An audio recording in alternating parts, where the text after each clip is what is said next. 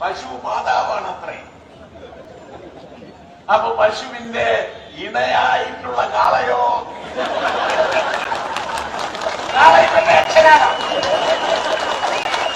അമ്മയാണ് പശുവെങ്കിൽ അമ്മയാണ് പശുവെങ്കിൽ കാള ഇവരുടെ അച്ഛനാണോ? നമസ്കാരം. ലൈറ്റ്സ് ക്യാമറ ആക്ഷൻ എന്ന നമ്മുടെ ചാനലിലേക്ക് ഒരിക്കൽ കൂടി സ്വാഗതം. ഞാൻ നിങ്ങളുടെ ശാന്തിയുള്ള ദിനേശ്.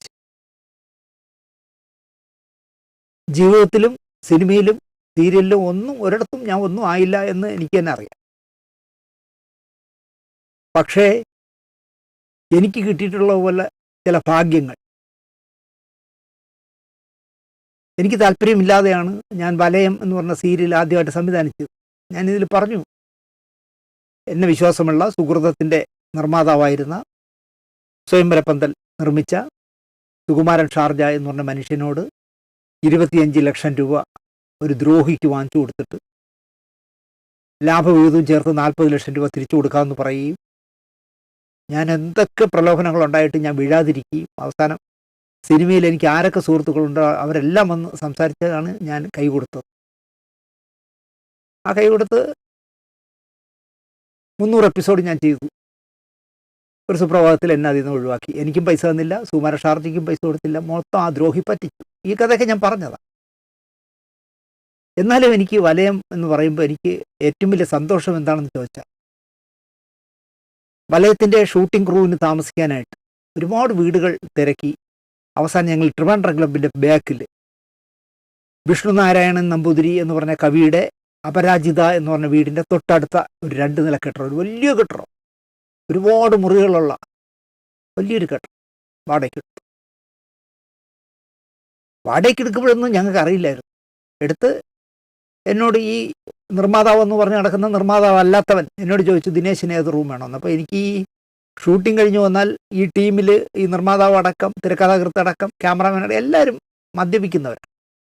അപ്പോൾ അവർക്കൊന്നും ശല്യം ഉണ്ടാവാതെ എനിക്കും ശല്യം ഉണ്ടാവാതെ ഒരു റൂം വേണമെന്ന് പറഞ്ഞ് മോളിൽ പോയിട്ട് 2ാമത്തെ നിലയിലെ വലതുവശത്തുള്ള ഒരു വലിയ നീളത്തിലുള്ള ബെഡ്റൂമാണ്. വീതി കുറവാണ്, നീളമാണ് ബെഡ്റൂം. ആ ബെഡ്റൂം ഞാൻ എടുത്തു. ഫിക്സ്, എനിക്ക് ആ ബെഡ്റൂം. ഞാൻ 3 വർഷക്കാലം ആ ബെഡ്റൂമിൽ കിടന്നാണ് ഉറങ്ങിയത്. അപ്പോൾ ഒരു 20 ദിവസം ഷൂട്ടിംഗ് ഉണ്ടെങ്കിൽ ആ 20 ദിവസം ഞാൻ വീട്ടിൽ പോകില്ല.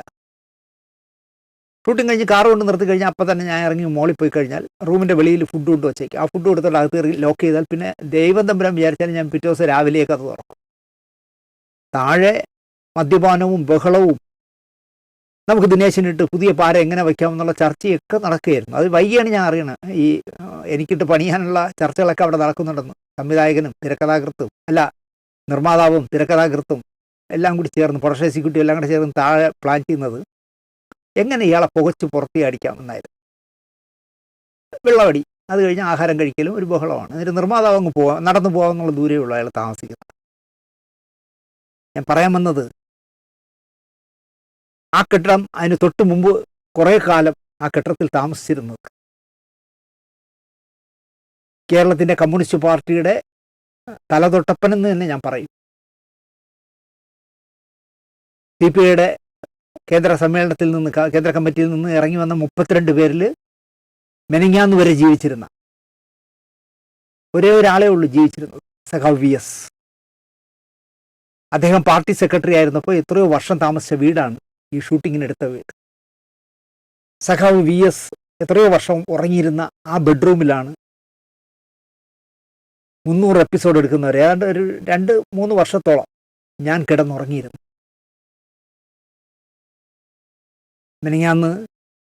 ഇന്നലെ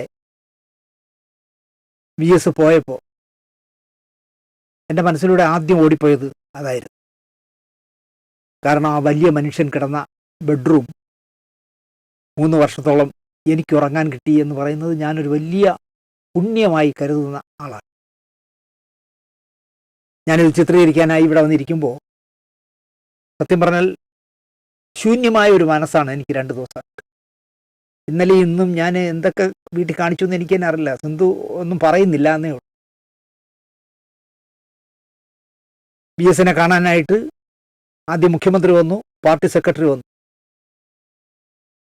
ഒരുപാട് നേരം കഴിഞ്ഞിട്ടും അവർ രണ്ടുപേരും പുറത്തു പോകുന്നില്ല എന്ന് അറിഞ്ഞപ്പോൾ ടി വിയിലൂടെ കാണാമല്ലോ, എനിക്കപ്പോഴേ അപകടം മണത്തു. കാരണം 28 ദിവസമായിട്ട് വെന്റിലേറ്ററിൽ കിടക്കുകയല്ലേ ഈ വലിയ മനുഷ്യൻ, 102 വയസ്സുമായി. എവിടെയോ എന്തോ സ്പെല്ലിംഗ് മിസ്റ്റേക്ക് മണക്കുന്നു എന്ന് എനിക്ക് തോന്നി. പിന്നെ ഞാൻ ഒരൊറ്റ ഇരിപ്പിരിക്കുകയായിരുന്നു. പക്ഷേ അതിന് മുമ്പ് ഈ 3 മണിക്ക് മുമ്പ് ഞാൻ ആഹാരം കഴിച്ചതുകൊണ്ട്, അല്ലെങ്കിൽ ഞാൻ 4 മണിക്കൊക്കെയാണ് ഊണ് കഴിച്ചത്, 3 മണിക്ക് ആഹാരം കഴിച്ചതുകൊണ്ട് കഴിച്ചു എന്ന് പറയാം. ഒരു ശൂന്യമായ എന്തോ നഷ്ടപ്പെട്ടതുപോലെ. ഈ ടി വിയിലെ AK സെന്ററിന്റെ മുന്നിലെ ബഹളം കണ്ടാൽ എനിക്ക് ഈ ബഹളത്തിനിടയിൽ പോകാൻ പറ്റാത്ത ഒരാളാണ്. ഒരു 10 മണിക്കൂറായാലും ഈ ജനം ഒഴിയില്ല എന്നെനിക്ക് മനസ്സിലായി. എന്നിട്ടും ഈ മഴക്കാലത്ത് ഇന്നലെ മഴ മാറുന്നു. രാത്രി 10 മണിക്ക് ശേഷം ഞാൻ സിന്ധുവായിട്ട് പോയി. പക്ഷേ സിന്ധുവിന് ക്യൂ നിൽക്കാനൊന്നും പറ്റില്ല. അപ്പോൾ യൂണിവേഴ്സിറ്റി കോളേജ് കഴിഞ്ഞ് ക്യൂ കിടക്കുക, നമുക്ക് ക്യൂവിൽ ഒരുപാട് നേരം നിൽക്കാനൊന്നും പറ്റില്ല. അതുകൊണ്ട് പാളയം പള്ളിയുടെ മുന്നിൽ കാറിട്ടിട്ട് സിന്ധു അതിനകത്തിരുന്നു, ഞാൻ മാത്രം പോയി. പാർട്ടി സഖാക്കൾ അവിടെ എനിക്ക് പരിചയമുള്ളവരുണ്ടായിരുന്നതുകൊണ്ട് മണിക്കൂർ കണക്ക് ക്യൂവിൽ നിൽക്കാതെ അവസാനമായി സഖാവ് VS എനിക്ക് കാണാൻ പറ്റും. ഇനിയൊരു VS എൻ്റെ പാർട്ടിയിലുണ്ടാകും, ജന്മമെടുക്കുമെന്ന് ഞാൻ വിശ്വസിക്കുന്നേയില്ല. അത് കാലം മാറി, കമ്മ്യൂണിസത്തിൻ്റെ രീതി മാറി. ആരുടെയെങ്കിലുമൊക്കെ എർത്തായി നിന്നാൽ എന്തെങ്കിലുമൊക്കെ നക്കും തുണയും കിട്ടുമെന്നുള്ളതുകൊണ്ട് ഗ്രൂപ്പിസത്തിനെയൊക്കെ അടിച്ചൊതുക്കിയിട്ട് ഒരു ഗ്രൂപ്പായി മാറി. ഇനി ഒരു VS കേരളത്തിന് കിട്ടില്ല. ഐതിഹാസികമായ ഓരോ ദിവസവും സമര തീച്ചുളയിൽ നിന്ന മനുഷ്യനായിരുന്നു. അത് പോയി. ഞാനിപ്പോൾ ഇത് ചിത്രീകരിക്കാൻ വരുന്നതിന് 2 മിനിറ്റ് മുമ്പ് ഞാൻ വീട്ടിൽ നിന്ന് ഇറങ്ങുമ്പോൾ ദർബാർ ഹാളിൽ നിന്ന് ഗണേശൻ്റെ സ്വിഫ്റ്റ് ബസ്സിൽ അവസാന യാത്ര ആലപ്പുഴയ്ക്ക് പോവുകയാണ്, വേലിക്കകത്തേക്ക് പോവുകയാണത്തെ, അല്ലെങ്കിൽ വലിയ ചുടുകാട്ടിലേക്ക് പോവുകയാണ്. രാത്രി 9 മണിക്ക് ആലപ്പുഴയിൽ എത്തിക്കുമെന്നാണ് പറഞ്ഞത്, അദ്ദേഹത്തിൻ്റെ വീട്ടിലെത്തിക്കും. ഇവിടുന്ന് 2:30 മണിക്ക് പുറപ്പെട്ട ആ ബസ്, അദ്ദേഹത്തെയും വഹിച്ചുകൊണ്ടുള്ള ആ വാഹനം വെറും 4 കിലോമീറ്റർ പിന്നിട്ടപ്പോൾ കേശവദാസപുരം എത്തിയപ്പോൾ 2:30 മണിക്കൂർ കഴിഞ്ഞു. റോഡ് മുഴുവൻ ആരും വിളിച്ചു കൂട്ടാതെ ജനം ബ്ലോക്കായി കിടക്കുക. അപ്പോൾ ഇന്നലെയും ഇന്നുമായിട്ട് തിരുവനന്തപുരം ജില്ലയിലുള്ള മുഴുവൻ പേരും അവസാനമായിട്ട് VS കണ്ടിരിക്കുമെന്നാണ് ഞാൻ കരുതുന്നത്. കാണാത്തവർ ഒരുപാടുണ്ടെന്ന് മനസ്സിലായത് ഈ ഉള്ളൂരിലും കേശവസൂരത്തും പട്ടത്തും പ്ലാമൂട്ടിലും വാളയത്തൂക്കെ കിടക്കുന്ന ജനസഞ്ചയത്തെ കണ്ടപ്പോൾ. അപാലവൃത്തം ജനസഞ്ചയങ്ങൾ എന്ന് പറയാം. ആകെ അതിൽ അദ്ദേഹത്തിൻ്റെ പ്രായമുള്ളവരാരും ഇല്ല എന്ന് മാത്രമേ ഉള്ളൂ. കാരണം 100-102 വയസ്സായവർ വളരെ ചുരുക്കമല്ലേ. അതുകൊണ്ട് ആ പ്രായത്തിലുള്ള ആരും ഇല്ല എന്നുള്ളൂ. കൊച്ചു കുഞ്ഞുങ്ങൾ മുതൽ കാത്തു നിൽക്കുന്നു അദ്ദേഹത്തെ. അപ്പോൾ ഇത് ആലപ്പുഴയിൽ എപ്പോൾ എത്തുമെന്ന് ചോദിച്ചാൽ എനിക്ക് തോന്നുന്നു നാളെ നേരം വെളുക്കും. ആ കാഴ്ച കണ്ടിട്ടാണ് ഞാൻ അദ്ദേഹത്തെക്കുറിച്ചുള്ള ഈ എപ്പിസോഡ് ചെയ്യാനായിട്ട് വന്നത്. നിങ്ങൾക്ക് രാഷ്ട്രീയമില്ല, അല്ല നിങ്ങൾക്ക് രാഷ്ട്രീയമുണ്ട്, പക്ഷേ ഈ ചാനലിന് രാഷ്ട്രീയമില്ല എന്നൊക്കെ നിങ്ങൾ വാചകടിക്കാറുണ്ടല്ലോ എന്നൊക്കെ പലരും പലപ്പോഴും എന്നോട് ചോദിച്ചിട്ടുണ്ട്. ഞാൻ അതിൻ്റെ മറുപടി ഒന്നും പറഞ്ഞിട്ടില്ല. ഇതിന് താഴെയും വന്ന് ചോദിക്കാൻ സാധിക്കും. നമ്മുടെ ലൈറ്റ്സ് ക്യാമറ ആക്ഷന് രാഷ്ട്രീയമില്ല, എന്നാൽ ശാന്തിയുള്ള ദിനേശിന് വ്യക്തമായ രാഷ്ട്രീയമുണ്ട്. അത് ഞാൻ പറയേണ്ട വേദികളിലൊക്കെ പറയാറുമുണ്ട്. നമ്മൾ എന്താ പറയുക, ഇതിൽ ചില രാഷ്ട്രീയക്കാരെ കുറിച്ച് ചെയ്തിട്ടുണ്ട്. കോടിയേരിയെക്കുറിച്ച് ചെയ്തു, ഉമ്മൻചാണ്ടിയെക്കുറിച്ച് ചെയ്തു, സഖാവ് VS കുറിച്ചും ചെയ്തു. മുഴുവൻ രാഷ്ട്രീയമാണ് പറയുന്നത്, സിനിമയായിട്ട് യാതൊരു ബന്ധവുമില്ല. അതുകൊണ്ട് തന്നെ പത്രങ്ങളിലൂടെയും TV-യിലൂടെയൊക്കെ അറിഞ്ഞ കാര്യങ്ങളൊക്കെ ആയിരിക്കും എന്ന് കരുതുന്നവർ ഈ എപ്പിസോഡ് കാണാതിരിക്കുക എന്നാണ് എനിക്ക് പറയാനുള്ളത്. അല്ല അതിൻ്റെ താഴെ വന്ന് VS പോയ പ്രോഗ്രാം ചെയ്യുമ്പോൾ അതിൻ്റെ താഴെയും വന്ന് തെറി എഴുതരുത് എന്നാണ് എനിക്ക് എൻ്റെ ചാനൽ കാണുന്ന ചില കുലംകുത്തികളോട് പറയാനുള്ളത്.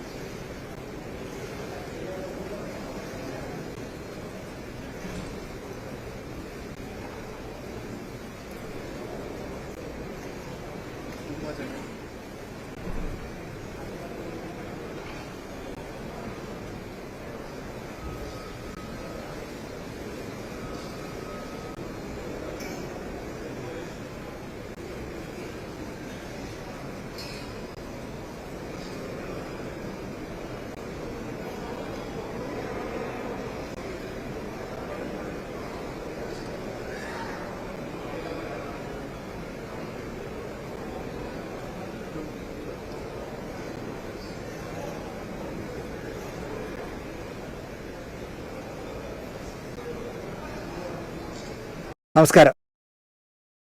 ഞാൻ നേരത്തെ പറഞ്ഞു, ശൂന്യത എന്ന വാക്കിൻ്റെ ശരിക്കും അർത്ഥം എനിക്ക് ബോധ്യപ്പെടുത്തി തരുന്നതായിരുന്നു ഇന്നലെ വൈകുന്നേരം 3 മണി മുതൽ. ഇപ്പോഴും അത് മാറിയിട്ടില്ല. ഇടയ്ക്കിടയ്ക്ക് എന്താ പറയുക, ശബ്ദമില്ലാതെ കണ്ണീരിങ്ങനെ ഒഴുകുന്ന കാണുമ്പോൾ സിന്ധു എന്നോട് ചോദിക്കാനാണ് എന്തിന് കരയണേ. ടി വിയിൽ ഓരോരുത്തർ സംസാരിക്കുകയും ഓരോരുത്തർ മുദ്രാവാക്യം വിളിക്കുന്നത് കേട്ടപ്പോൾ, അല്ലെങ്കിൽ നിശ്ചലനായി കിടക്കുന്ന VS കാണുമ്പോൾ എന്തോ കണ്ണങ്ങ് നിറഞ്ഞു പോകുമായിരുന്നു. ഊണ് കഴിക്കാനിരിക്കുമ്പോൾ ഇന്നലെ എൻ്റെ മനസ്സ് പറഞ്ഞു, അരുതാത്ത എന്തോ വാർത്ത വരാൻ പോവുകയാണ്. തിരുവനന്തപുരത്തെ ശ്രീ ഉത്രാടം തിരുനാൾ ആശുപത്രിയിൽ സഖാവ് VS അഡ്മിറ്റ് ആയിട്ട് 1 മാസം തികയാൻ പോവാണ്. കഴിഞ്ഞ 23-ാം തീയതിയാണ് അദ്ദേഹത്തെ അഡ്മിറ്റ് ചെയ്തത്. 1 മാസം തികയാൻ ഇനി 2 ദിവസമേ ഉള്ളൂ. നാളെ 1 മാസമാവും. ജീവിതത്തിൽ പരാജയപ്പെടുത്താൻ ആകാത്ത സഖാവിനെ നന്നായി പോരാടിയ ശേഷം പ്രായത്തിൻ്റെ മാനദണ്ഡം പറഞ്ഞ് മരണം അവസാനം അദ്ദേഹത്തെ കൂട്ടിക്കൊണ്ടുപോയി എന്ന് മാത്രമേ ഞാൻ പറയൂ. അല്ലെങ്കിൽ അദ്ദേഹം ഇനിയും പോരാടിയത്. ഞങ്ങളുടെ വീട്ടിനടുത്തുള്ള പാപ്പനംകോട് എന്ന് പറഞ്ഞ സ്ഥലത്ത്, പാപ്പനംകോട് ലക്ഷ്മണൻ്റെ നാട്ടിൽ ഇടതുപക്ഷം ഭരിക്കുന്ന ഒരു ബാങ്കുണ്ട്. ആ ബാങ്കിലെ ഓഡിറ്റോറിയത്തിൽ അദ്ദേഹം മുഖ്യമന്ത്രിയായ കാലത്തെ ആ നിയമസഭാ തെരഞ്ഞെടുപ്പ് സമ്മേളനം ഉദ്ഘാടനം ചെയ്യാൻ സഖാവ് VS വന്നപ്പോൾ പലരിൽ ഒരുവനായി ഞാൻ അദ്ദേഹത്തിന് കൈ കൊടുത്തിട്ടുണ്ട് എന്നതിനപ്പുറം ഒരു ബന്ധവും എനിക്ക് അദ്ദേഹത്തോട് ഉണ്ടാക്കാനായില്ല. പക്ഷേ വല്ലാതെ ഞാൻ ബഹുമാനിച്ചിരുന്നു സഖാവ് VS. എനിക്ക് EMS നമ്പൂതിരിപ്പാടായാലും സഖാവ് EK നയനാരായാലും VS അച്യുതാനന്ദനായാലും ഇപ്പോൾ പിണറായി വിജയനായാലും എനിക്ക് ബഹുമാനമുള്ളവരാണ്. പക്ഷെ അതിൽ VSന് ഞാൻ കൊടുത്തിരുന്ന ഒരു ബഹുമാനം, സ്ഥാനം മറ്റാർക്കും ഞാൻ നൽകിയിരുന്നേയില്ല. സത്യസന്ധമായി പറയും. പോളിറ്റ് ബ്യൂറോയിൽ നിന്ന് നടപടി നേരിട്ട ശേഷം ഒരേ വിമാനത്തിൽ തലസ്ഥാനത്തേക്ക് വന്ന VSഉം പിണറായി, കൂടെ കയറിയ ഏഷ്യാനെറ്റ് ന്യൂസിൻ്റെ ക്യാമറാമാൻ, രണ്ടുപേരും ഇരിക്കുന്ന ദൃശ്യങ്ങൾ പകർത്തി ടി വിയിൽ കണ്ടിരിക്കുമ്പോൾ ഞാൻ ചിന്തിച്ചത്, പാല് കൊടുത്ത കൈക്കാണല്ലോ പിണറായി കൊത്തിയത് എന്നായിരുന്നു. എനിക്ക് ഒളിച്ചു വയ്ക്കാൻ വയ്യ. ഞാൻ ഈ പറയുന്ന ഒന്നും എനിക്ക് പിണറായിയോട് ദേഷ്യമുള്ളതുകൊണ്ടോ ഞാൻ VS അച്യുതാനന്ദൻ്റെ ഗ്രൂപ്പുകാരനായതുകൊണ്ടോ ഒന്നുമല്ല. അന്ന് എനിക്ക് ആ ടി വിയിൽ കണ്ടുകൊണ്ടിരുന്നപ്പോൾ എനിക്ക് തോന്നി, പാല് കൊടുത്ത കയ്യിൽ കൊത്തിയ ആളാണല്ലോ പിണറായി. കാരണം പ്രായത്തെയെങ്കിലും ബഹുമാനിക്കണ്ടായിരുന്നു എന്ന് എനിക്ക് തോന്നി. തന്നെ പാർട്ടി സെക്രട്ടറി ആക്കുന്നതടക്കം പിണറായി വിജയന്റെ വളർച്ചയിൽ VS നൽകിയ പിന്തുണ പിണറായി മറന്നല്ലോ എന്ന് ഞാൻ വേദനയോടെ ആ വിഷ്വൽ കണ്ടുകൊണ്ടിരിക്കുമ്പോൾ ആലോചിക്കുകയായിരുന്നു. പ്രായത്തിൻ്റെ കൂടുതൽ കൊണ്ട്, സംഘടനയിൽ പിണറായി നേടിയെടുത്ത മേൽക്കൈ കൊണ്ട്, ഇനി പിണറായി യുഗമാണെന്ന് മനസ്സിലാക്കാൻ VSന്റെ നിഴൽ പറ്റി നിന്നവർ, അല്ലെങ്കിൽ അദ്ദേഹത്തെ കൊണ്ട് ഒരുപാട് സ്ഥാനമാനങ്ങൾ കൈക്കലാക്കിയവർ മറുകണ്ഠം ചാടി സ്ഥാനമാനങ്ങൾ ഉറപ്പിക്കുന്ന കാഴ്ചകൾ കണ്ടപ്പോഴും എൻ്റെ മനസ്സ് വേദനിച്ചു. ഒരുപാട് പേരുണ്ട്, തിരുവനന്തപുരത്ത് നടക്കം ഒരുപാട് പേരെ അങ്ങനെ ഞാൻ കണ്ടിട്ടുണ്ട്. ഇനി പിണറായി ആയിരിക്കും പാർട്ടിയുടെ എല്ലാം എന്ന് തോന്നിയപ്പോൾ മറുകണ്ഠം ഒരു മടിയും ഇല്ലാതെ മറുകണ്ഠം ചാടിയുണ്ട്.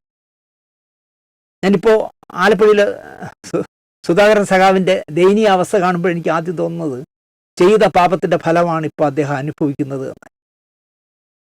സുശീല ഗോപാലനടക്കമുള്ള CITU പക്ഷത്തെ വെട്ടിനിരത്താൻ പിണറായി മുതൽ തലസ്ഥാനത്തെ കടകംപള്ളി വരെയുള്ള യുവ തുർക്കികളെ നിരത്തി CITU പക്ഷത്തെ നിലംപരിശാക്കിയതിന് സഖാവ് VSന് കാലം കാത്തുവച്ച ചതിയാകണം VSനെ വീഴ്ത്തിയതെന്ന് വിശ്വസിക്കുമ്പോൾ, ഇത്രയും ജനസ്വാധീനമുള്ള, അനുഭവ സമ്പത്തുള്ള, വിട്ടുവീഴ്ചകൾക്ക് തയ്യാറല്ലാത്ത ഒരു നേതാവിനെ ഇങ്ങനെ വെട്ടി അരിയുന്നതും മൂലക്കിരുത്തുന്നതും എനിക്ക് സഹിക്കാനും ആയില്ല.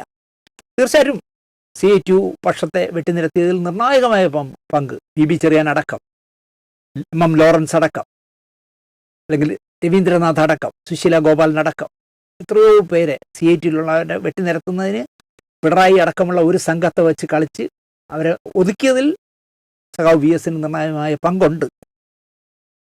അങ്ങനെ എൻ്റെ ബ്രാഞ്ചിൽ മാത്രമല്ല, നിയമ LC-യിലും നിയമ ഏരിയ കമ്മിറ്റിയിലും ഒക്കെ VS പക്ഷക്കാരുടെയും പിണറായി പക്ഷക്കാരുടെയും കണ്ണിലെ കരടായി ഞാൻ മാറി. കാരണം രണ്ടുപേരെയും, VS-നെയും ഞാൻ വിമർശിക്കുമായിരുന്നു പാർട്ടി ബ്രാഞ്ചുകളിൽ, നമ്മുടെ പിണറായിയും വിമർശിക്കുമായിരുന്നു. അപ്പോഴും സഖാവ് VS എനിക്കൊരു ഹരമായിരുന്നു. VS അധമൻ എന്ന് വിളിച്ചൊരു കിഡ്നി കച്ചവടക്കാരനുണ്ട്, വലിയ കോടീശ്വരൻ. ആ ഫ്രോഡിനെ തൻ്റെ അടുപ്പക്കാരനാക്കി അയാളുടെ കാശിൽ ഒരു സിനിമ നിർമ്മിച്ച് ഡയലോഗ് വീരനായ ഒരു തിരക്കഥാകൃത്തിനെ കൊണ്ട് തിരക്കഥ എഴുതിച്ച് സംവിധാനം ചെയ്യിച്ച് ടൈറ്റിൽ എഴുതി കാണിക്കുന്നിടം മുതൽ പടത്തിൻ്റെ അവസാനം ദ എൻഡ് എന്ന് എഴുതി കാണിക്കുന്നത് വരെ VS സഖാവിനെ ചീത്ത വിളിക്കുന്ന സിനിമ എടുത്തപ്പോഴും എനിക്ക് എൻ്റെ പാർട്ടി പോകുന്ന വഴിയെപ്പറ്റി ദയനീയമായ പുച്ഛം തോന്നി. ഒരിക്കലും ചെയ്യാൻ പാടില്ല. അധമൻ എന്ന് വിളിച്ച കിഡ്നി കച്ചവടക്കാരനാണ് സിംഗപ്പൂരിൽ എന്ന് പച്ചയ്ക്ക് പറഞ്ഞ VS-നെ തീർക്കാനായിട്ട് അയാളെ കൊണ്ട് തന്നെ പൈസ മുടക്കിച്ച് രാഷ്ട്രീയ സിനിമ എന്ന് പറഞ്ഞെടുത്തു. അല്ല, നായകനും സൂപ്പർ സ്റ്റാറായി. അതിൽ നായകനായ താരത്തിനും സഖാവ് VS-നോട് നീരസമുണ്ട്. മതികെട്ടാനിൽ വാങ്ങിക്കൂട്ടിയ ആയിരക്കണക്കിന് ഏക്കർ തോട്ടത്തിൽ പകുതിയും പട്ടമില്ലാത്ത സർക്കാർ പുറമ്പോക്കായിരുന്നു ഈ താരം വാങ്ങിച്ചത്, സൂപ്പർ സ്റ്റാർ വാങ്ങിച്ചത്. മൂന്നാർ ദൗത്യത്തിന് സഖാവ് VS ഏർപ്പാടാക്കിയ 3 പൂച്ചകൾ അത് കണ്ടെത്തുകയും വിവരം അറിയിച്ചപ്പോൾ ഏതവൻ്റേതായാലും സർക്കാർ ഭൂമി തിരിച്ചു പിടിക്കാനായിരുന്നു VS-ന്റെ നിർദ്ദേശം. അന്നു മുതൽ ഈ സൂപ്പർ താരം സ്വകാര്യ സംഭാഷണത്തിലൊക്കെ സഖാവ് VS-ന് തെറി പറയുമായിരുന്നു. ഇന്നത്തെ ഒരു പത്രം എടുത്ത് ഞാൻ നോക്കുമ്പോൾ അനുശോചനക്കുറിപ്പ് ഈ താരം എഴുതിയിട്ടുണ്ട്. ഞാനത് വായിച്ചപ്പോൾ ഞാൻ ആലോചിക്കായിരുന്നു, ഇന്നലെ വരെ അല്ലെങ്കിൽ കഴിഞ്ഞ കുറേ കാലത്തിന് മുമ്പ് വരെ അദ്ദേഹത്തിന് ചീത്ത വിളിച്ച, അദ്ദേഹത്തിനെ തെറി വിളിക്കാനുള്ള ഒരു പോലീസ് ഓഫീസറായിട്ട് അഭിനയിച്ച നടൻ അനുശോചനം എഴുതിയിരിക്കുകയാണ്. വെറുതെ കള്ളത്തരങ്ങളാണെന്ന് എഴുതി വെക്കണം. പോരാട്ടം തന്നെ ജീവിതം എന്ന് അടിയുറച്ച് വിശ്വസിച്ച സഖാവ് VS ഐസ്ക്രീം കേസ് ഉയർന്നു വന്നപ്പോൾ ധീരനായി പോരാട്ടത്തിനും കേസിനും പോയ ഏക കമ്മ്യൂണിസ്റ്റുകാരനും സഖാവ് VS മാത്രമായിരുന്നു. കാരണം ഒറ്റൊരുത്തിനും പോയിട്ടില്ല. ഇനി എന്തൊക്കെ ആദർശം പറഞ്ഞാലും ഐസ്ക്രീം കേസിൽ ഏതറ്റം വരെയും പോയത് VS തന്നെയായിരുന്നു. വല്ലപ്പോഴും അദ്ദേഹം സിനിമ കാണും.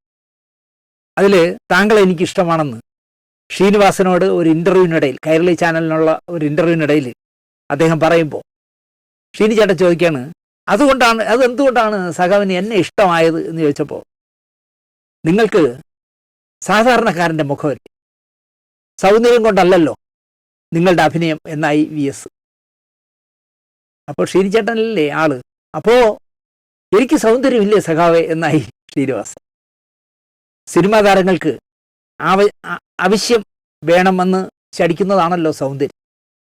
നിങ്ങൾക്കില്ല എന്ന് പറഞ്ഞ് പൊട്ടിച്ചിരിച്ചു VS. എന്നിട്ട് ശ്രീനിവാസന്റെ തോളിലൊരടിയും കൊടുത്തു. സഖാവ് VS-ന്റെ നിർമ്മലമായ ചിരി അതുപോലെ അധികമൊന്നും ഞാൻ വേറെ എങ്ങും കണ്ടിട്ടില്ല. പൊട്ടിച്ചിരിച്ചു സഖാവ്. കാരണം ഷീനി ചേട്ടൻ്റെ ഈ ചോദ്യം കണ്ടപ്പോൾ ഞാൻ സുന്ദരനല്ലേ എന്ന് ചോദിച്ചു. ആലപ്പുഴ സമ്മേളനത്തിൽ സഖാവിനെ വെട്ടി നിരത്തിയതിൽ ദുഃഖിതനായി ഉച്ചയൂണ് കഴിക്കാൻ പോകാതിരുന്ന സഖാവിൻ്റെ അടുത്ത് കോടിയേരി ബാലകൃഷ്ണൻ വന്ന് ആശ്വസിപ്പിച്ച് വിടുന്ന കാഴ്ച ഇപ്പോഴും എൻ്റെ മനസ്സിൽ.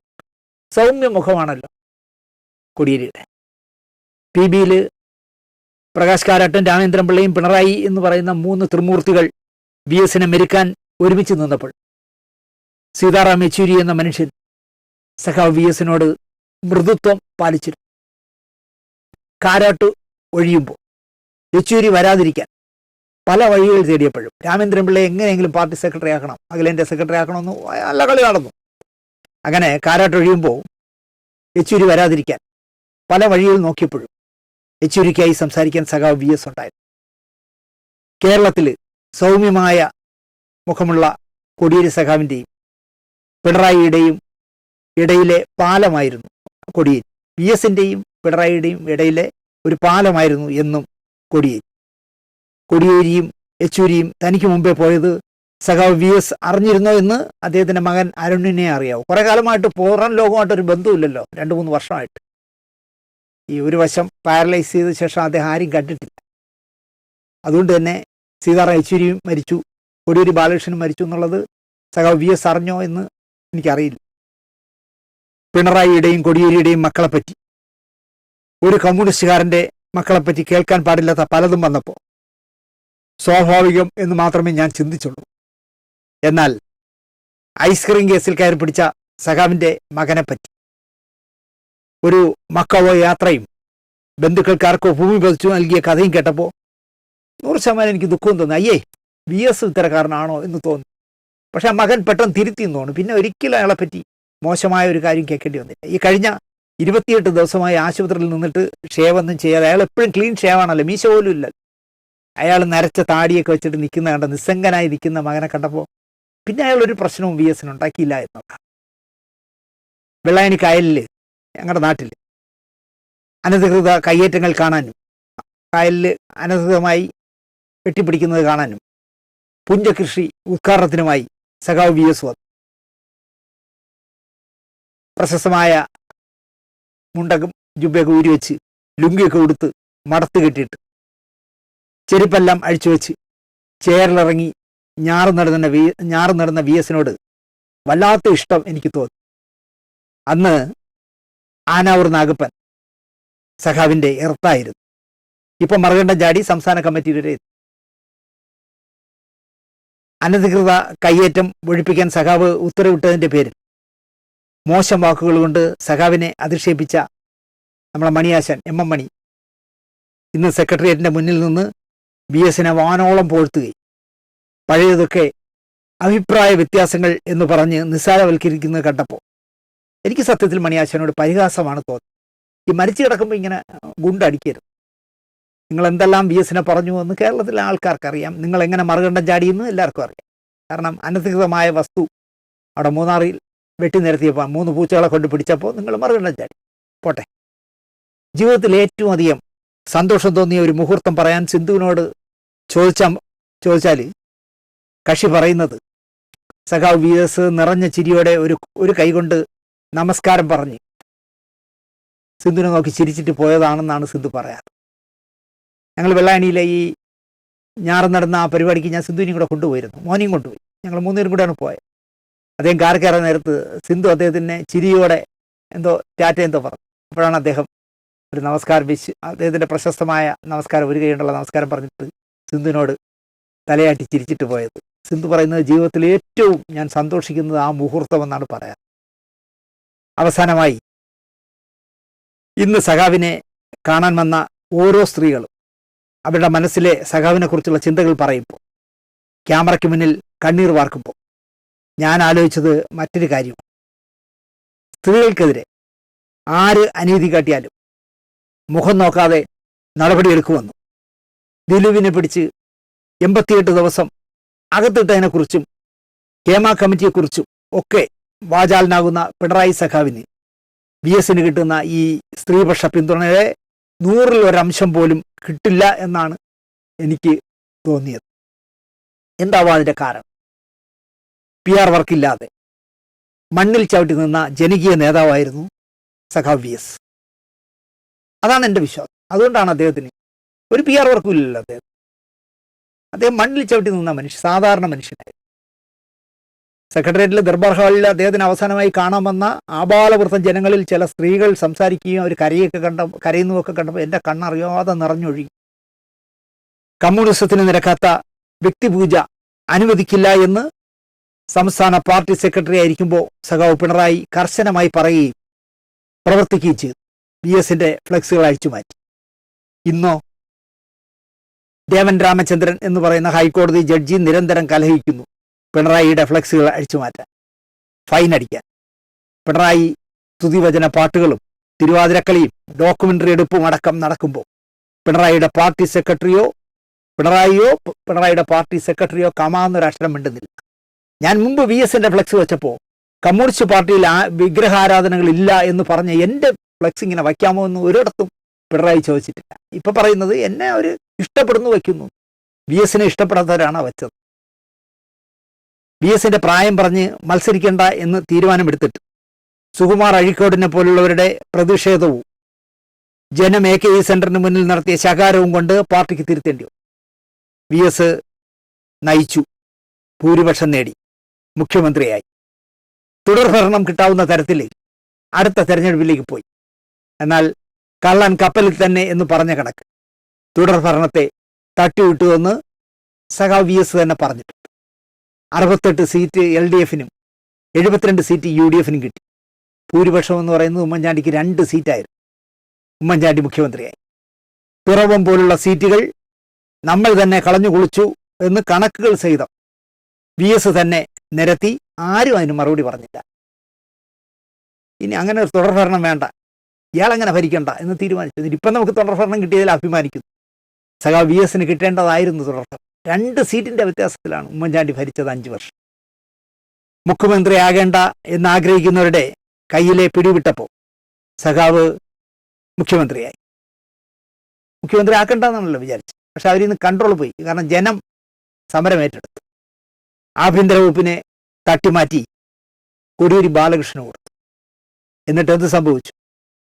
വ്യാജ CD പിടിക്കാൻ കൃഷ്ണരാജ് സിംഗ് എന്ന മറ്റേ 3 പുലികളിൽ ഒരു പുലിയെ VS ഇറക്കി.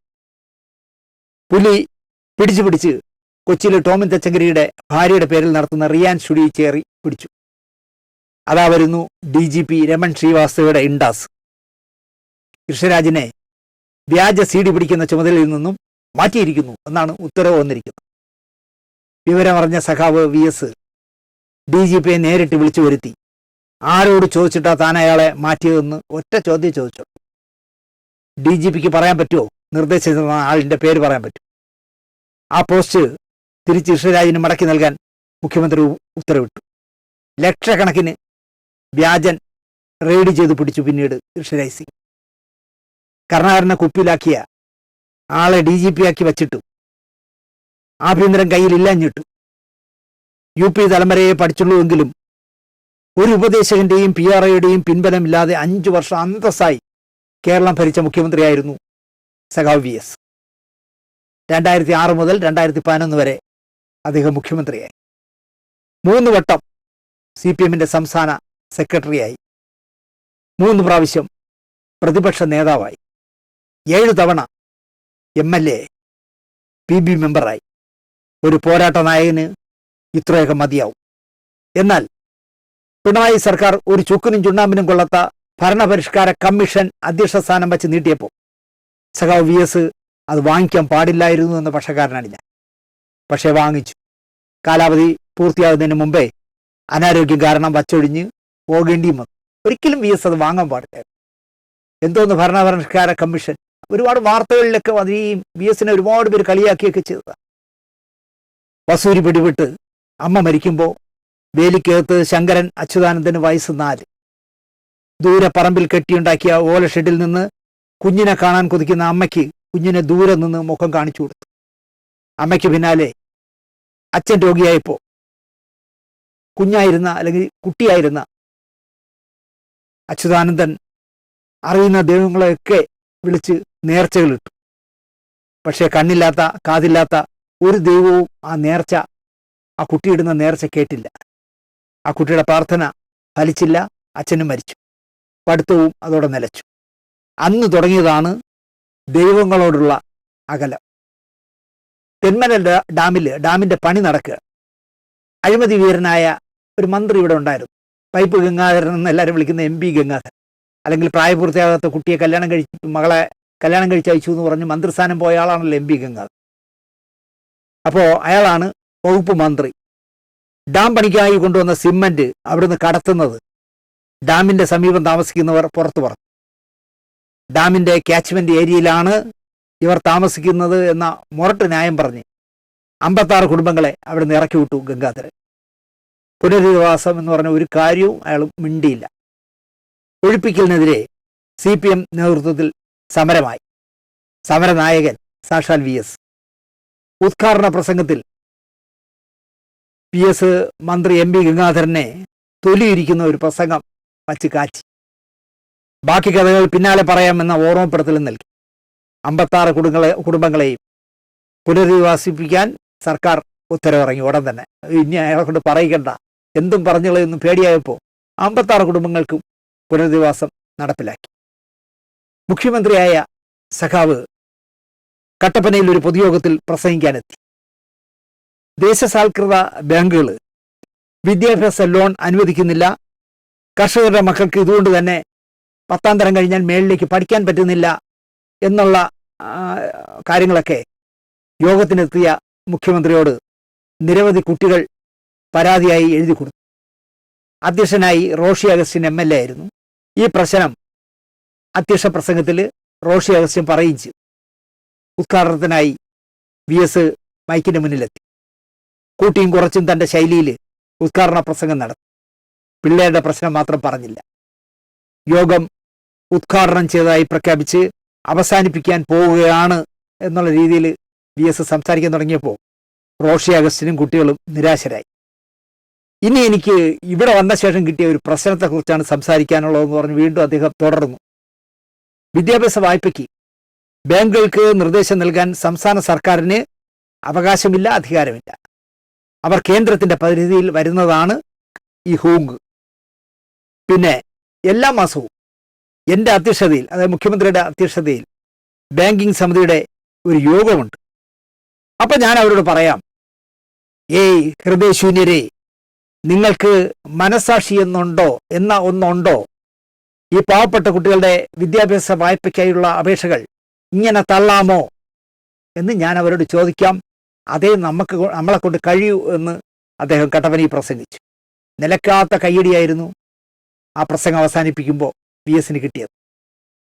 ആദർശശുദ്ധിയുള്ള യഥാർത്ഥ കമ്മ്യൂണിസ്റ്റ് തങ്ങളാണെന്ന് നാഴികയ്ക്ക് 40 വട്ടം പറയുന്ന CPI ആണല്ലോ മൂന്നാറിലെ അനധികൃത കയ്യേറ്റം ഒഴിപ്പിക്കാനിറങ്ങിയ VSനെ തോൽപ്പിച്ചത്. ചരിത്രം ഇതിനൊന്നും മാപ്പ് കൊടുക്കില്ലെന്നേ. അടിയന്തരാവസ്ഥ കാലത്ത് മുഖ്യമന്ത്രിയായ അച്യുത മേനോനെ കുറിച്ച് നമ്മൾ പുകഴ്ത്തി പറയും. 5 വർഷമല്ലല്ലോ അദ്ദേഹം ഭരിച്ചത്. കേരളത്തിലെ ഒരു മഹാനായ മുഖ്യമന്ത്രി എന്നൊക്കെ പറയാം. അടിയന്തരാവസ്ഥ കാലത്ത് K. കരുണാകരന്റെ ആഭ്യന്തര വകുപ്പ് കേരളത്തിൽ അക്രമം ഒഴിച്ചുവിടുമ്പോൾ, പോലീസിന്റെ തേർവാഴ്ച നടത്തുമ്പോൾ ഇതൊന്നും ഞാൻ അറിഞ്ഞില്ല എന്നുള്ള രീതിയിൽ ഇരുന്ന ആളാണ് അച്യുത മേനോൻ. അതുപോലെ തന്നെ മൂന്നാറിൽ ഈ നേരത്തെ പറഞ്ഞ സിനിമാ താരമടക്കം 100 കണക്കിന് വമ്പന്മാർ 1000 കണക്കിന് ഏക്കർ അനധികൃതമായി വച്ചിരിക്കുന്നു. അതെല്ലാം നമുക്ക് തിരിച്ചു പിടിക്കണമെന്ന് പറഞ്ഞ് പോയിട്ട് ആദ്യം രേഖകളിലൊന്നും ഇല്ലാതിരുന്ന CPIയുടെ ഓഫീസിന്റെ പടിക്കെട്ടോ എന്തോ പൊളിച്ചിടത്താണല്ലോ CPI അടഞ്ഞത്. അങ്ങനെ ആ മൂന്നാർ ദൗത്യം പരാജയപ്പെടുത്തി. പ്രതിപക്ഷ നേതാവായിരുന്ന VS ഇടുക്കിയിലെ കയ്യേറ്റങ്ങൾ നേരിൽ കാണാനെത്തി. അവിടെ ഒരു MLA തന്നെ കയ്യേറിയ സ്ഥലം അദ്ദേഹം നേരിക്കണ്ടു. സർക്കാർ ഉടനെ ഈ ഭൂമി ഒഴിപ്പിച്ചെടുക്കണമെന്ന് VS പത്രസമ്മേളനത്തിൽ അവിടെ വച്ച് തന്നെ പറഞ്ഞു. സർക്കാർ നടപടി സ്വീകരിച്ചില്ലെങ്കിലോ എന്നായി ഒരു പത്രക്കാരൻ. അയാളെ അർത്ഥഗർഭമായി VS കണ്ണാടിക്കിടയിലൂടെ നോക്കി. എന്നിട്ടൊരു നല്ല കമന്റ് പറഞ്ഞു. തിരുവനന്തപുരത്ത് നിന്ന് ഇടുക്കിയിലേക്ക് വരുമ്പോൾ കോട്ടയത്തെ ഒരു പാലമുണ്ട്, അത് കുനിഞ്ഞു കിടക്കണം. അതിന് ഞാൻ തിരുവനന്തപുരത്ത് നിന്ന് തന്നെ കുനിഞ്ഞിരിക്കണോ? തൻ്റെ ശൈലിയിൽ അദ്ദേഹം പറഞ്ഞ ഒരു ഏറ്റക്കുറച്ചിലുണ്ടല്ലോ, ആ ശൈലിയിൽ അദ്ദേഹം ചോദിച്ച ചോദ്യമാണ് പത്രക്കാരൻ്റെ നാക്കിറങ്ങിക്കാണ്. പ്രധാനമന്ത്രി മൻമോഹൻ സിംഗിനെ കാണാനായിട്ട് VS അച്യുതാനന്ദനും കോടിയേരി ബാലകൃഷ്ണനും പ്രേമചന്ദ്രനും, ഇപ്പോൾ അപ്പുറത്ത് നിഗളിക്കുന്ന പ്രേമേന്ദ്രൻ MP ഉണ്ടല്ലോ, അന്ന് കോടിയേരി ആഭ്യന്തര വകുപ്പ് മന്ത്രിയാണ്, ഇദ്ദേഹമുണ്ട്, പ്രേമേന്ദ്രനുമുണ്ട്. അപ്പം ഈ മന്ത്രിമാരെയും കൊണ്ട് IAS ഉദ്യോഗസ്ഥരെയും എല്ലാം കയറ്റി ഡൽഹിക്ക് പോയി. സന്തത സഹചാരിയായ ഒരു PA ഉണ്ട്, പേഴ്സണൽ അസിസ്റ്റന്റ് ഉണ്ട്, സുരേഷ്. പാവം കഴിഞ്ഞ 28 ദിവസമായി പാലക്കാട്ടിൽ നിന്ന് വന്ന് ഇവിടെ കിടക്കുകയാണ്. VSന് എന്താണ്, എങ്ങനെയാവും, ആശുപത്രിയിൽ നിന്ന് ഇറങ്ങുമോ എന്നറിയാനായിട്ട്. ഇന്നലെ ഇന്നുമായിട്ട് ഒരു 100 ചാനലുകൾക്കെങ്കിലും അയാൾ അഭിമുഖം കൊടുത്തു. എനിക്ക് വലിയ ബഹുമാനം തോന്നുന്ന ഒരു സഖാവാണ് സുരേഷ്. അപ്പോൾ സുരേഷും VS എവിടെ പോകണമെങ്കിലും സന്തോഷ സഹചാരിയായതുകൊണ്ട് കൂടെ പോകുമല്ലോ. രാവിലെ 6:30 വിമാനത്തിലാണ് തിരിച്ചത്. യാത്രക്കാർ മിക്കവരും രാവിലെ ഉറക്കം കുറഞ്ഞതുകൊണ്ടായിരിക്കാം എല്ലാവരും ഉറക്കത്തിലാണ്. പെട്ടെന്ന് വിമാനം ഒന്ന് ഒലഞ്ഞു. എയർ പോക്കറ്റിൽ വീണതല്ല. എയർ പോക്കറ്റിൽ വീഴുമ്പോൾ ഇങ്ങനെ ആക്കിയുള്ളൂ, നമ്മൾ ഇങ്ങനെ ഒന്ന് പോയി ഇങ്ങനെ വരും. ഇതല്ല, ഒന്ന് മൊത്തത്തിൽ വിമാനം ഒന്ന് ഒലഞ്ഞു. വല്ലാത്തൊരു ശബ്ദവും, എന്തോ പൊട്ടിത്തെറിച്ച പോലത്തെ ഒരു ശബ്ദവും. ഉറങ്ങിയവർ പലരും ഞെട്ടി ഉണർന്നു ആ ശബ്ദം കേട്ടിട്ട്. അപ്പോൾ പൈലറ്റിന്റെ അറിയിപ്പ് വന്നു, വിമാനത്തിന് യന്ത്ര തകരാർ ഉണ്ടായിരിക്കുന്നു. അടുത്ത വിമാനത്താവളത്തിൽ വിമാനം ലാൻഡ് ചെയ്യും. വിമാനം നാഗ്പൂർ എയർപോർട്ടിൽ ഇറങ്ങി. വിമാനത്തിന്റെ ഒരു എഞ്ചിൻ ഓഫായിപ്പോയി. ഇപ്പൊ ഗുജറാത്തിൽ നടന്ന ആ വിമാനാപകടം ഞാൻ എപ്പോഴും ആലോചിക്കുകയായിരുന്നു. ഒരു എഞ്ചിൻ പ്രവർത്തിക്കാതായതാണ് ഈ ശബ്ദം കേട്ടത്. ഒറ്റ എഞ്ചിൻ മാത്രം ഉള്ള പിൻബലത്തിലാണ് ഇവിടെ ഇറക്കിയത്. ഇനി ഇത് പറക്കില്ല. വേറെ വിമാനത്തിൽ യാത്രക്കാരെ കയറ്റിവിട്ടു. അപ്പോ സുരേഷ് അടക്കം, ഷീല തോമസ് IAS അടക്കം ഭയപ്പെട്ട സന്ദർഭത്തിലും അചഞ്ചലനായിരിക്കുകയായിരുന്നു VS അച്യുതാനന്ദൻ. മരണം VSനെ ഒരിക്കലും ഭയപ്പെടുത്തിയിരുന്നില്ല എന്നാണ് അദ്ദേഹത്തിന്റെ പേഴ്സണൽ അസിസ്റ്റന്റ് ആയിരുന്ന സുരേഷ് പറയുന്നത്. VSന്റെ പേഴ്സണൽ സ്റ്റാഫിലെ സുരേഷ് അടക്കം 3 പേരെ പാർട്ടി പുറത്താക്കി. VSന്റെ വിശ്വസ്തരായ 3 പേഴ്സണൽ സ്റ്റാഫിലുള്ള 3 പേരെ പുറത്താക്കി. വിവരം അറിഞ്ഞ VSന് അത് മനസ്സിലായി. സുരേഷ് ഒപ്പമുണ്ടാകണം എന്ന് VS ശടിച്ചു. പാർട്ടി തീരുമാനമാണ്, അത് മറികടക്കണ്ട എന്ന് സുരേഷ് VSന് അഡ്വൈസ് ചെയ്തു. ഞാൻ പോകുന്നതാകും സഖാവിന് നല്ലതെന്നായിരുന്നു സുരേഷിന്റെ പക്ഷം.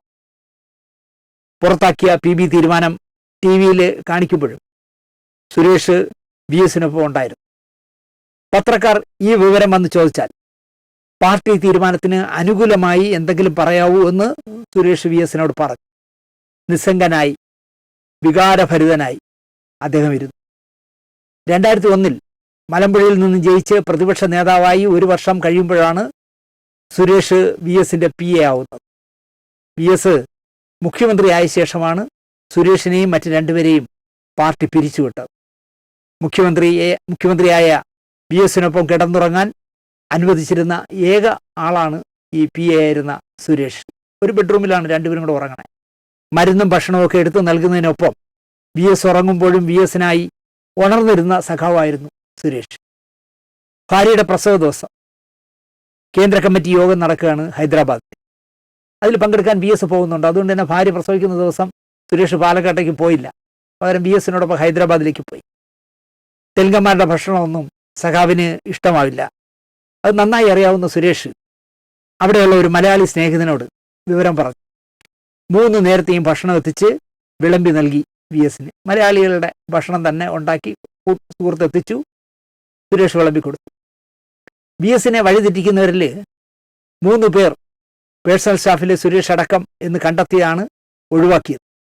എന്നാൽ നമ്മളെ ഷാജഹാനെയോ IT ഉപദേശകനായിരുന്ന ജോസഫ് C മാത്യുവിനെയോ പോലുള്ളവരെയൊന്നും എന്താ പറയുക, അപ്പോഴും ഹിറ്റ് ലിസ്റ്റ് പെടുത്തിയില്ല എന്ന് തോന്നുന്നു. പിന്നെയാണ് അവരെ 2 പേരെയും പെടുത്തിയെന്ന് തോന്നുന്നു. പക്ഷേ ഇന്ന് എനിക്ക് അച്യുതാനന്ദൻ്റെ ഇടയ്ക്ക് ഒരുപാട് തെറി പറഞ്ഞ ഷാജഹാൻ ഇന്ന് അദ്ദേഹത്തെ കാണാൻ വന്നിട്ട് പത്രക്കാർ മൈക്ക് നീട്ടിയപ്പോൾ ഒന്നും പറയാനില്ല എന്നൊന്ന് കരയുന്ന കണ്ടു. അതുകൊണ്ടപ്പോൾ എനിക്ക് പാവം തോന്നി.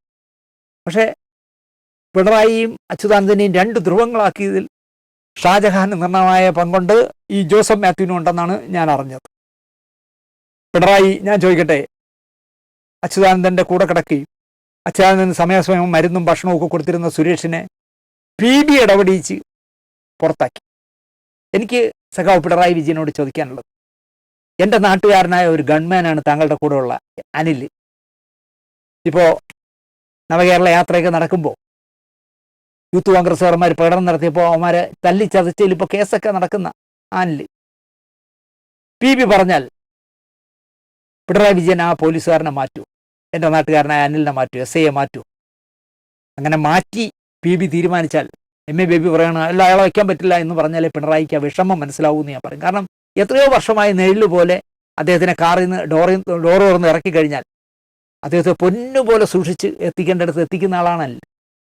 അതുപോലെ ആയിരുന്നു സുരേഷ് എന്ന് ചിന്തിക്കാൻ പോലും പിണറായിക്ക് കഴിഞ്ഞില്ല എന്നുള്ളതാണ്. അതുപോലെ തന്നെ കോഴിക്കോട്ടെ VS പക്ഷത്തെ പ്രമുഖനായ നേതാവായിരുന്നു DIF-ലൂടെ വളർന്നു വന്ന പ്രദീപ് കുമാർ. പ്രദീപ് കുമാറിനെ ഒരു സുപ്രഭാതത്തിൽ ആരും ചിന്തിക്കാത്ത, ഷാജഹാനൊക്കെ ഞെട്ടി പൊട്ടിത്തെറിച്ചു. ആരും പ്രതീക്ഷിക്കാത്തൊരു സമയത്ത് സഖാവ് പിണറായി പ്രദീപിനെ തൻ്റെ PS ആക്കി. നാളെ സുരേഷിനോടും പിണറായി ഇതുപോലെ അലിവ് കാട്ടണമെന്നാണ് എനിക്ക് പറയാനുള്ളത്. അപ്പോഴേ താങ്കളൊരു യഥാർത്ഥ കമ്മ്യൂണിസ്റ്റുകാരനാവൂ എന്ന് ഞാൻ പറഞ്ഞു. നമ്മൾ ഇത്തരം കാര്യങ്ങളിൽ എന്താ പറയുക, വൈരാഗ്യം കൊണ്ട് നടക്കരുത് എന്ന പക്ഷക്കാരനാണ് ഞാൻ. PS-നോട് എന്തെങ്കിലും പകയുണ്ടെങ്കിൽ അദ്ദേഹത്തിൻ്റെ PA പേഴ്സണൽ അസിസ്റ്റന്റിനോടല്ലോ കാണിക്കേണ്ടത്. വെട്ടിനിരത്തലിൻ്റെ ആശാൻ, വികസന വിരോധി എന്നൊക്കെ വർഷങ്ങളോളം എഴുതി കൂട്ടിയ പത്രമുത്തശ്ശിമാർ പോലും ഇന്നലെയും ഇന്നുമായിട്ട് സൗജന്യമായി BS സ്പെഷ്യൽ ഇറക്കി AK സെന്ററിന് മുന്നിലും സെക്രട്ടേറിയറ്റിന് മുന്നിലും ഒക്കെ സൗജന്യമായി വിതരണം ചെയ്യുന്ന കാഴ്ച രസകരമായിരുന്നു. ഇപ്പോൾ ചോദിക്കുന്നത്, ഈ പത്രമുത്തശ്ശിമാർ ചോദിക്കുന്നത്, ഇനി ആര് എന്നാണ് ചോദിക്കുന്നത്. അതൊന്നും പ്രസക്തമായ ചോദ്യമല്ല. പണ്ഡിറ്റ് ജവഹർലാൽ നെഹ്റു മരിച്ചപ്പോൾ ഇനി ഇന്ത്യയുടെ അവസ്ഥ അനാഥമായി എന്ന് പറഞ്ഞു. ഇന്ദിരാഗാന്ധി വെടിയേറ്റ് മരിച്ചപ്പോൾ ഇനി ഇന്ത്യ എന്താവും എന്ന് ചോദിച്ചു. നമ്മുടെ ഇവിടെ തന്നെ EMS-ഉം EK നായനാരും P കൃഷ്ണപിള്ളയും പോലുള്ളവർ, അഴിക്കോടനെയൊക്കെ പോലുള്ള എത്രയോ എന്താ പറയുക മനുഷ്യസ്നേഹികളായ സഖാക്കൾ ഈ ലോകം വിട്ടുപോയി. പാർട്ടി വീണ്ടും മുന്നോട്ട് തന്നെ പോകും. സത്യഭാഷ മരിച്ചതോടെ മലയാള സിനിമ തീർന്നു എന്ന് പറഞ്ഞിട്ട്, നസീർ സാറിനെ പോലെ ഒരു തങ്കപ്പെട്ട മനുഷ്യൻ മരിച്ചു, ഇനി മലയാള സിനിമ എന്താവും എന്ന് ചോദിച്ചില്ല. അതൊന്നുമില്ല, അതൊക്കെ കാലം, അതൊക്കെ മായ്ച്ചുകൊണ്ട് മുന്നേറും. കടന്നു പോയവരെ പോലെ ഒരാളെ ഇനി കിട്ടില്ല എന്ന് മാത്രമേ ഉള്ളൂ. സത്യഭാഷനെ പോലൊരു പ്രഗത്ഭനായ നടനെ നമുക്ക് കിട്ടില്ല. പകരം ഫഹദ് ഫാസിലിനെ പോലെ വേറൊരു പ്രത്യേക രീതിയിൽ അഭിനയിക്കുന്ന ആളിനെ കിട്ടും. അതുപോലെ തന്നെയാണ് 102 വർഷം ഈ ലോകത്ത് ജീവിച്ചിരുന്ന എൻ്റെ പ്രിയപ്പെട്ട VS നാളെ വൈകുന്നേരമൊക്കെ ആകുമ്പോൾ ഈ മണ്ണിൽ അലിഞ്ഞു ചേരും ചാരമായിട്ട്. ആ വലിയ സഖാവിന് അദ്ദേഹത്തിൻ്റെ വിടവ് അങ്ങനെ തന്നെ കിടക്കും. പകരക്കാരൻ നിന്നും കണ്ടെത്താതിരിക്കുന്നതാണ് നല്ലത്. ഒരുത്തനും പാസ് മാർക്ക് പോലും കിട്ടില്ല. ജീവിതം തന്നെ പോരാട്ടമാക്കിയ സഖാവ് VS, അദ്ദേഹം അന്തി ഉറങ്ങിയ ബെഡ്റൂമിൽ 3 വർഷക്കാലം ഉറങ്ങാൻ കഴിഞ്ഞ ഭാഗ്യമായി കരുതുന്ന എനിക്ക് ഇതിൽ കൂടുതലൊന്നും പറയാനില്ല. എൻ്റെ പ്രിയപ്പെട്ട സഖാവിൻ്റെ ആത്മാവിന് അന്ത്യാഞ്ജലി നേർന്നുകൊണ്ട് നിർത്തുന്നു. നന്ദി, നമസ്കാരം.